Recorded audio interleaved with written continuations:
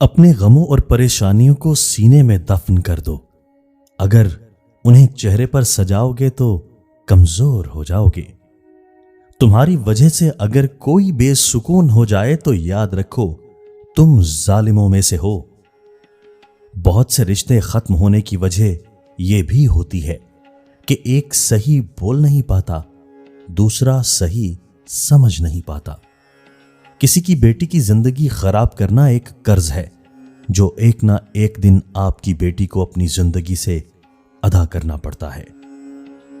शहद के सिवा हर मीठी चीज में जहर है और जहर के सिवा हर कड़वी चीज में शिफा है।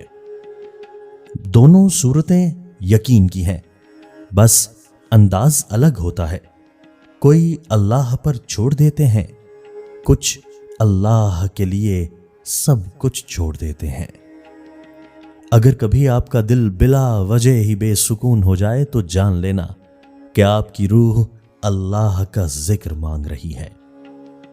रिश्ते मर जाते हैं, उनको भी ग़िज़ा चाहिए एहसास की, साथ की, मोहब्बत की और सबसे बढ़कर इजहार की। जिन बातों पर झगड़ा करके लोग मट्टी के नीचे दफन हो जाते हैं, अगर उन्हीं बातों पर मट्टी डाल दी जाए तो ये नौबत ही ना आए। नबी करीम सल्लल्लाहु अलैहि वसल्लम ने इरशाद फरमाया, तुम अल्लाह ताला से ऐसी हालत में दुआ किया करो कि तुम कबूलियत का यकीन रखा करो और ये जान रखो कि अल्लाह ताला गफलत से भरे दिल से दुआ कबूल नहीं करता। अगर तनकीद ही करनी हो तो नरम लहजे में करें, क्योंकि नरम लहजा ज़मीर जगाता है, जबकि सख्त लहजा अना को जगा देता है।